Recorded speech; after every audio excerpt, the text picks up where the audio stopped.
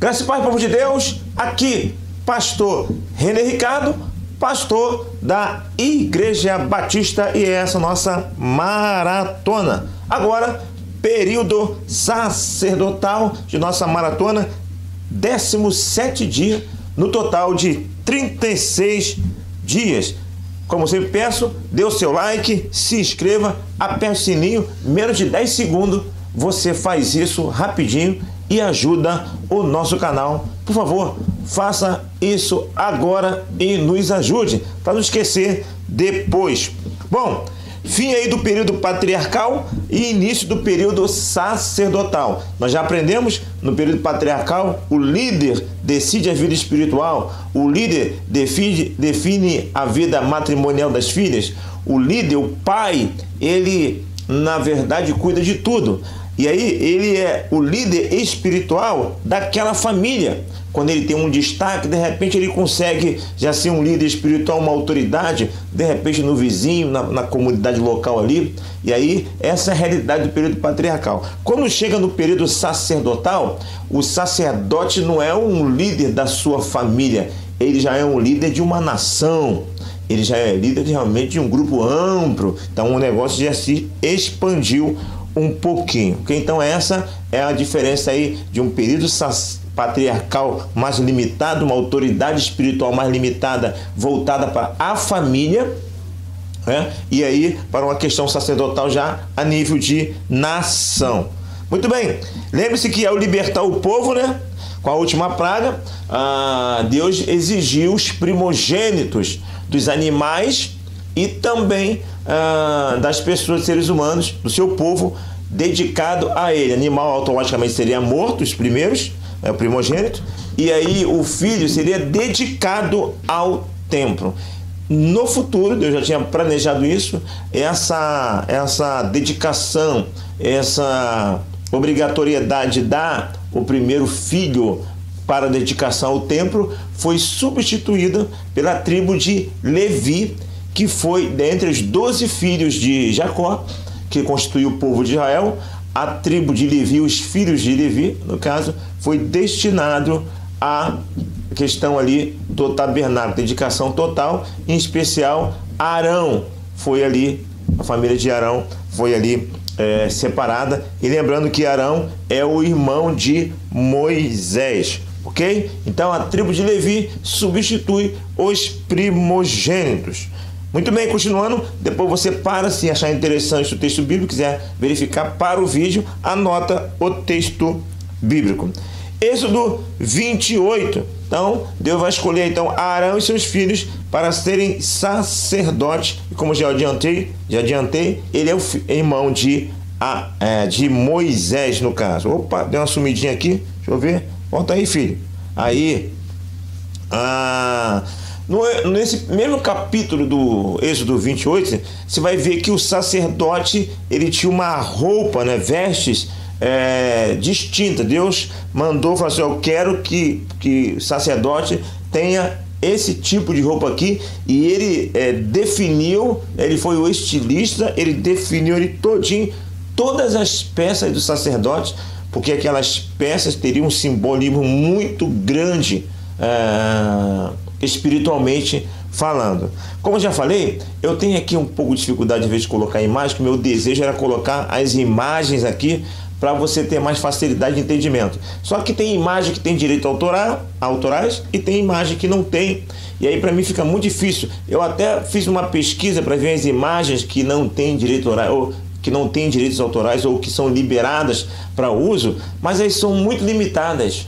Mas você em casa, você que só vê, não vai postar nada no YouTube e não está usando no canal, para você é muito mais fácil. Se você pesquisar no Google, coloca lá roupa do sacerdote, roupa sacerdotal dos judeus, você vai ter ali muita informação, e aí você vai poder visualizar as roupas, e aí você vai ver interessante como ela realmente, a roupa sacerdote realmente era um destaque muito interessante, ok? Então fica para você, se você quiser estar pesquisando, pesquise no Google aí, roupa sacerdotal, roupa dos sacerdotes, você vai ter muita informação interessante. Infelizmente, por uma questão de direitos autorais, eu vou ficar limitado de colocar aqui para você algumas imagens interessantes, que eu mesmo já vi e com certeza você vai achar com muita facilidade. Bom, destaque do que vem escrito na mitra. Mitra é aquela parte de cima do conjunto de roupa do sacerdote. É o chapéu dele, vamos dizer assim, né? É o que nós chamaremos de chapéu. Então ele tem aquele, tipo um turbante, mas eu acho que um turbante fica melhor. É um turbante ou um chapéu, como você quiser. E aqui tinha uma plaquinha, algo aqui destacado, escrito lá, santidade ao Senhor, frontal assim. Aquela parte destacada, tipo assim na testa aqui, ó. Santidade ao Senhor, escrito na mitra, que é o turbante, ou que é, não sei se é a palavra, acho que é turbante mesmo, né? Mas mais conhecido o chapéu que ele usava, assim, é tipo um pano, muito interessante, escrito lá, santidade ao Senhor. Então o grande propósito de Deus, né? Propósito, tá escrito ali, tá faltando um izinho ali, né? O grande propósito de Deus é que todos nós sejamos sacerdotes. Então por isso que o véu do templo lá no Novo Testamento, quando Jesus Cristo morreu, se rasgou. Então lá no Velho Testamento, o sacerdócio era para pessoas específicas, para a família de Levi, né?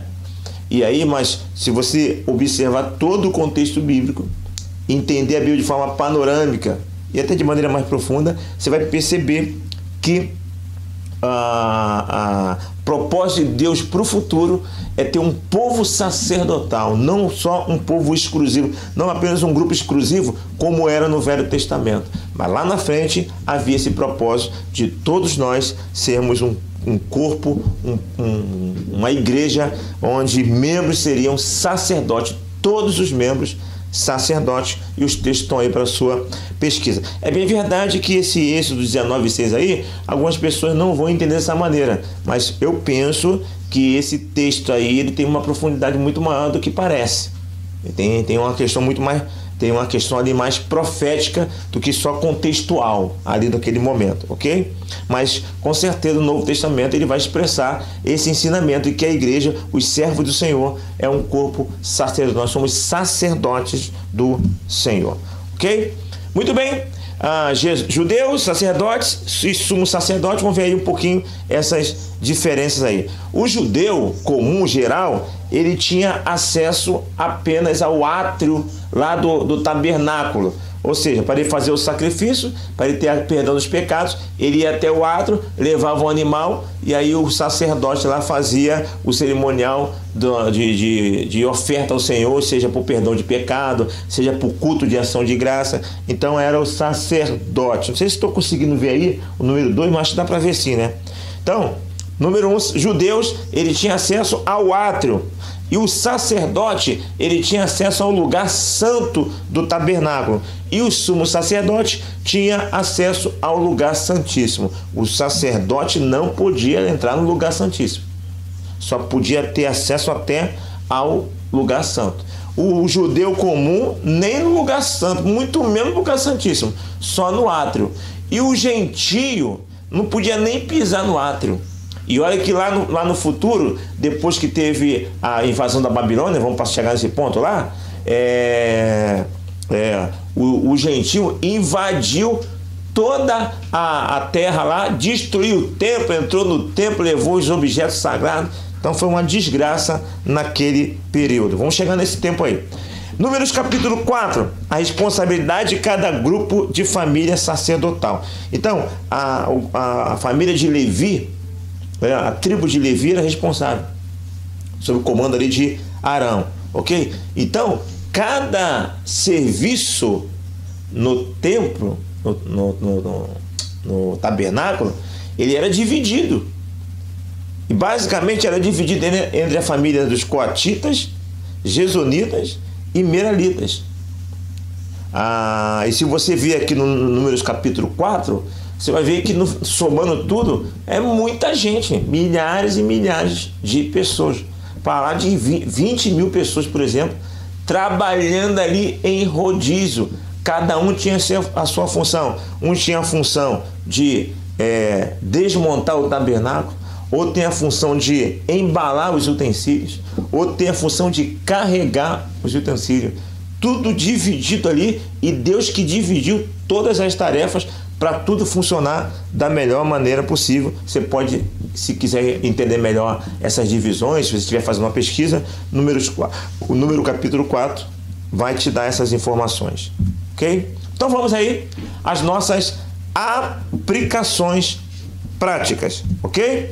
Primeira, no tempo da graça, somos todos levitas, sacerdotes. O ideal é ter vestes distintas. Claro que essas vestes aí, ela é bem ampla a palavra, né? Então você, meu irmão, eu e você, nós vemos no tempo da graça, o véu do tempo se rasgou. E agora eu e você somos sacerdotes.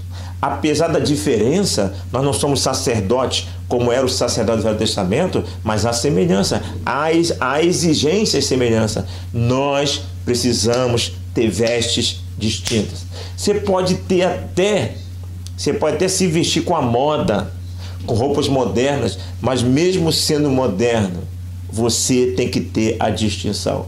E eu sempre falo, é lamentável que a nível de vestes mesmo, literalmente falando vestes, não de entre aspas, mas literalmente falando de vestes, poxa, o povo de Deus hoje com essa gama de pessoas, essa quantidade tão grande de pessoas, ainda vive muito a depender de modas. Por que nós não temos nossos estilos? Por que nós não influenciamos esse mundo com as nossas roupas? Cadê os nossos estilistas? Cadê a nossa moda? Nós deveríamos estar disputando no mercado, lançando as nossas modas.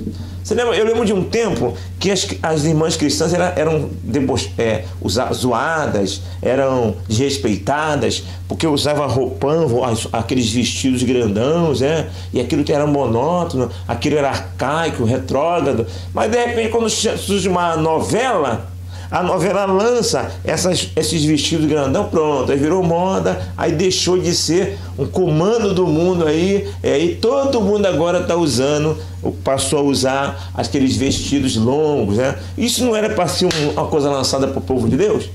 Não era para ser um povo lançado por nós? Não era para ter o nosso próprio estilo? Nós não temos. E vivemos sempre na dependência do mundo.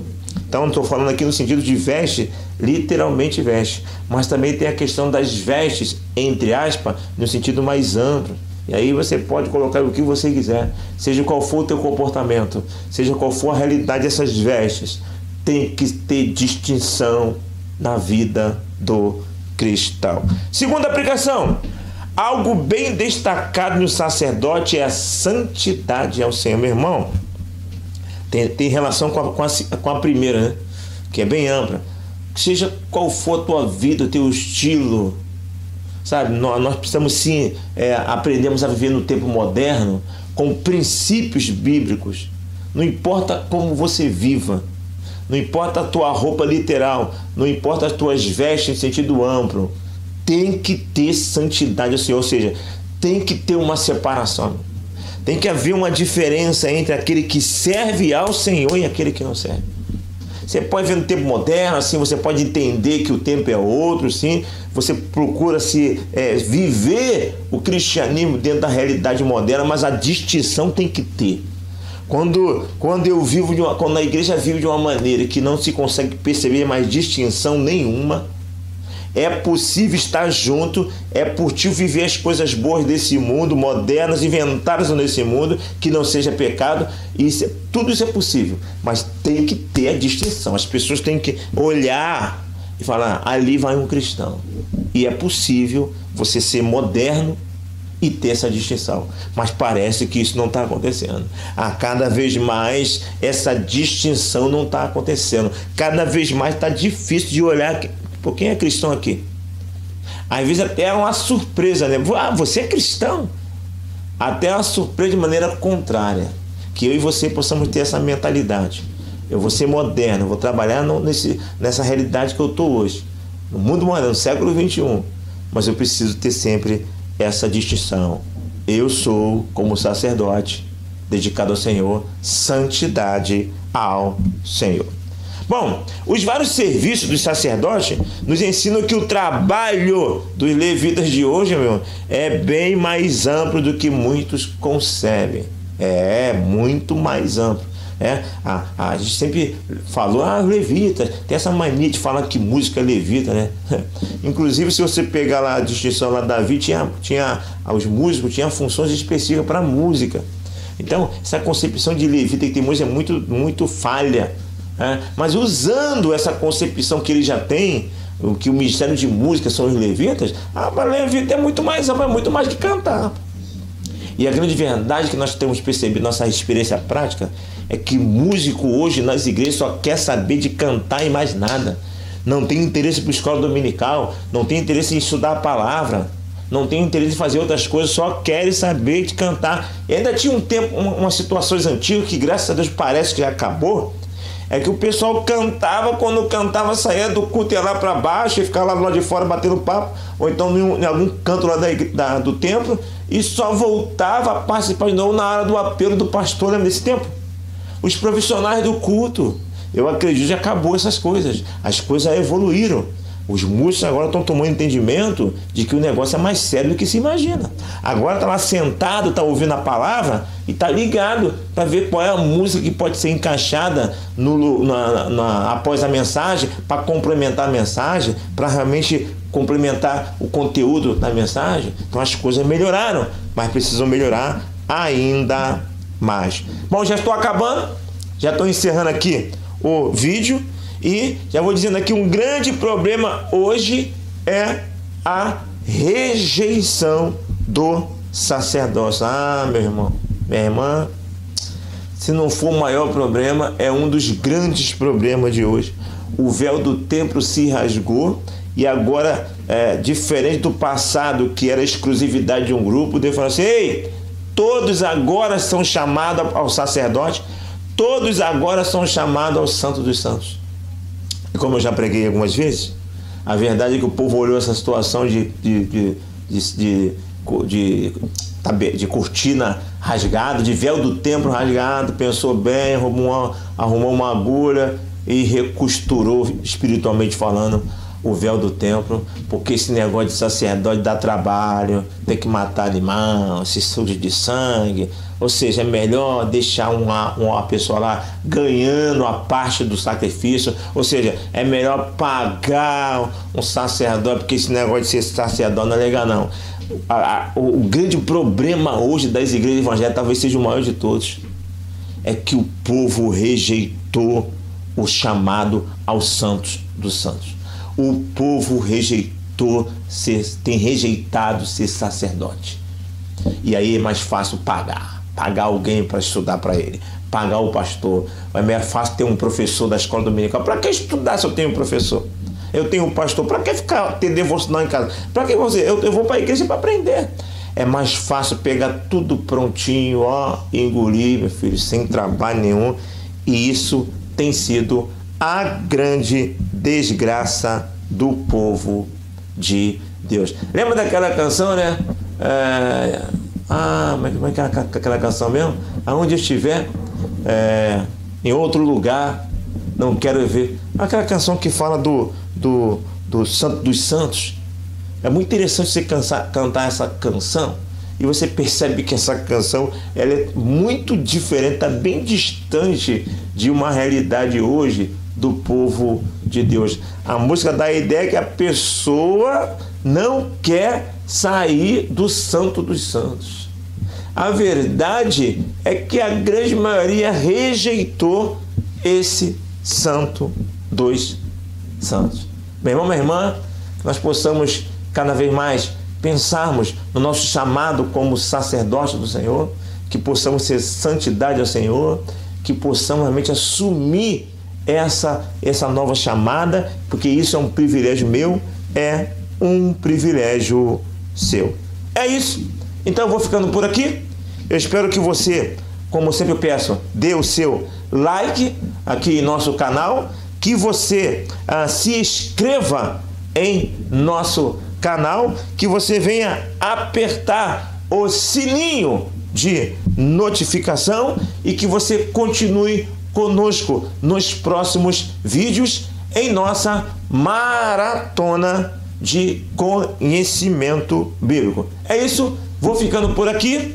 Aqui, pastor René Ricardo, pense nestas coisas e que Deus nos abençoe.